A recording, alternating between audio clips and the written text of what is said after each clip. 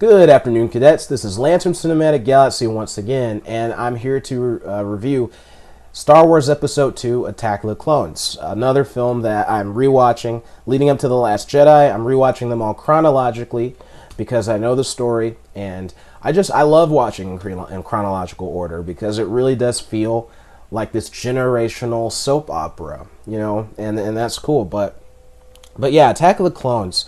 A little bit of backstory with me in Attack of the Clones. It was actually the first Star Wars film I ever saw. I'd seen bits of The Phantom Menace, but the first one I saw in entirety was Attack of the Clones. I saw it when I was 9 years old in 2002 in theaters. And I remember my friend and we went to see it, and we walked out during the middle of it. My mom was in the mall at the time, and the theater was connected to the mall. But we walked out, and we're playing video games in the arcade. Who has those anymore, right?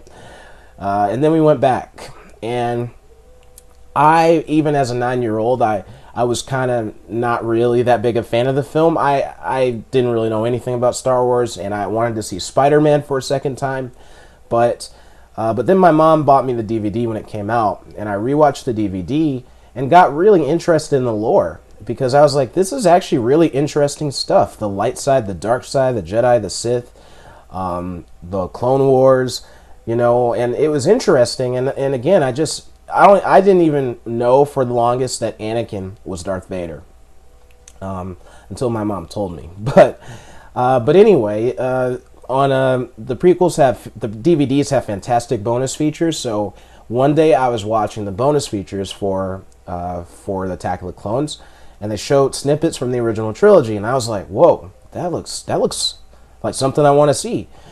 Begged my mom to take me to Blockbuster. We rented the 2004 special edition DVDs that were there at the time, and I watched all three, became a Star Wars fan. That was all in 2005.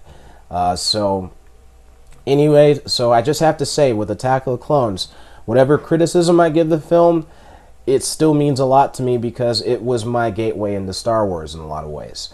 So, yeah, Attack of the Clones, you know the story. It's about 10 years after The Phantom Menace. Anakin is now, he's a Jedi Padawan learner. Obi-Wan Kenobi is a Jedi Knight, and they're coming back to Coruscant to, I guess there's just some troubling things going on. We see the emergence of the Clone Army, and the dawn of the Clone Wars, and all that. And in the meantime, Chancellor Palpatine is continuously growing in power, and all that. I mean, it's a lot of stuff like that going on. And what do I think about Attack of the Clones today? Honestly, I really like it. I do like it. Now, I'll go ahead and get this out of the way. It is my least favorite of all the Star Wars films. I go back and forth with it in Phantom Menace, but I actually think Phantom Menace is a stronger movie. Even though in Attack of the Clones' defense, it feels like a more important part of the story to tell than Phantom Menace, I just think as a whole, Phantom Menace is a better film. But even with more Jar Jar, I think it's still a better film than Attack of the Clones. But getting right into this movie, I'll just knock the bad stuff out of the way first, because I feel like people focus so much on the bad stuff with the prequels and they don't look at the great stuff about them. So a lot of the CGI in this film, it's more than it was in episode 1, and it's way more noticeable, and it's not always great CGI. Some of it looks very video game-ish, very cartoony. And that is a negative for me. It's not always the best. Another thing is the dialogue, particularly the romantic dialogue between Anakin Skywalker and Padme Amidala. Now, there is a defense of that I also have that I'll get into momentarily, but the chemistry is not there between Natalie Portman and Hayden Christensen, and George Lucas's dialogue did not help. It was very stilted, and like I said, the man's a brilliant visionary, but he is not really an actor's director, so the performances did suffer for that. Not that Star Wars has always had incredible performances. Even in the original trilogy, you can find some blemishes and some moments that were a little shaky with some of the actors, but still, I mean, it's so dry sometimes and so insufferable that, you know, you're just wondering what's going on here.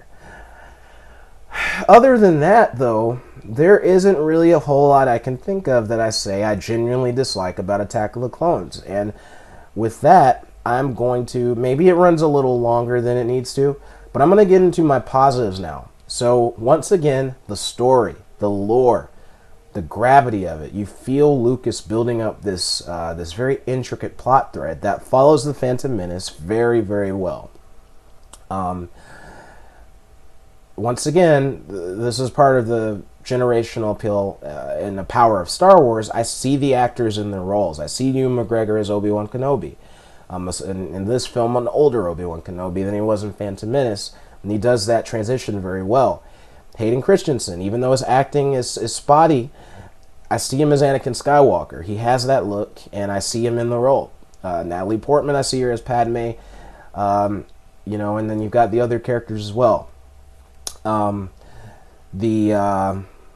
There's some moments in Attack of the Clones throughout all the prequels where the shot composition is fantastic. There's some really iconic shots, whether it be on certain planets or of a certain character standing somewhere in this big open environment. There are some shots that really stand out, and they're really gorgeous. And Attack of the Clones has some. I mean, the shots it opens with are beautiful as well. Also, what else is there? Well, I'm just going to talk about the score again. John Williams' score, Across the Stars, is beautiful. It's the love theme between Anakin and Padme.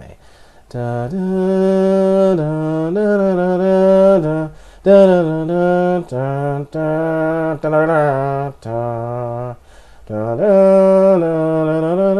Yeah, you get it. But it's gorgeous, it's emotional, it's stirring, it makes you think of war, it makes you think of star-crossed lovers like Romeo and Juliet.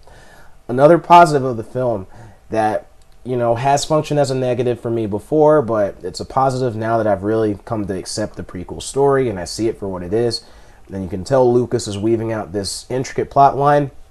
Hayden Christensen is Anakin Skywalker, and he's not really the character people envisioned from the original film when Obi-Wan said, a great friend, and all that. He's quite creepy in the movie when it comes to his advances on Padme. And Padme, in a way, is a little creepy, too, because, both of them, their love really kind of comes from something they can't have. It comes from obsession. So, in a lot of ways, the two of them are less in love, in my opinion, and they're more so obsessed with each other. And you see that manifest in Revenge of the Sith. And if that's what Lucas is really trying to give across, then he does a great job. I think Anakin, at his core, he's a good person, but he's also not. He's somebody who loves to be in control. He's somebody who wants to have everything the way he wants it. Almost essentially a sociopath. And you see that in this film. So you'd see the darker side of him. I'm going to get into another positive.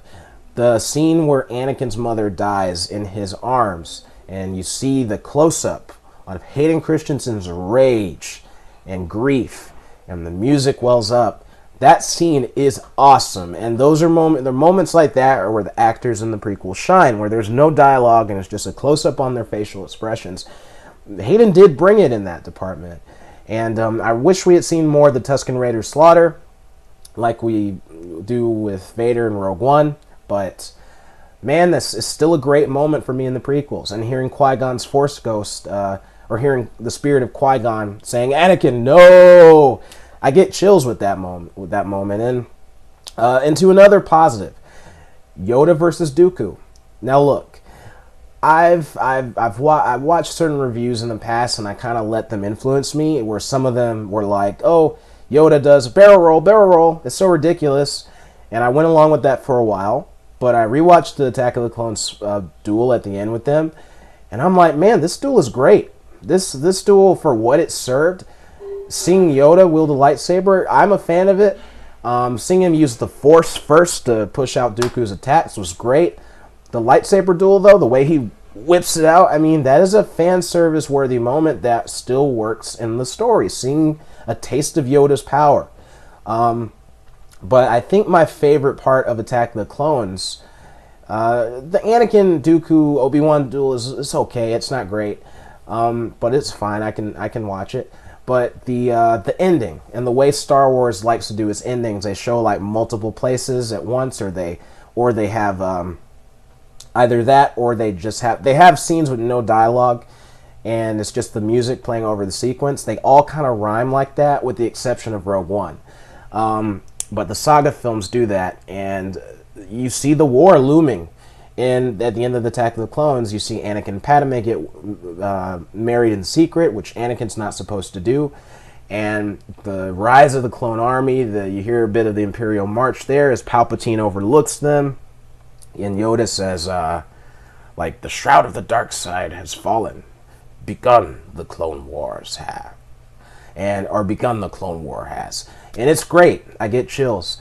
All in all, what do I give Attack of the Clones? I think this is a movie where, yeah, there are a lot of bad parts, but do I think it's a bad movie?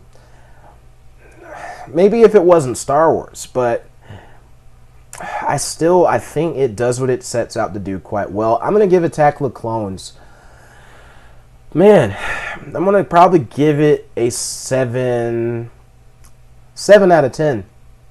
I don't think it's terrible. I really don't think it's terrible.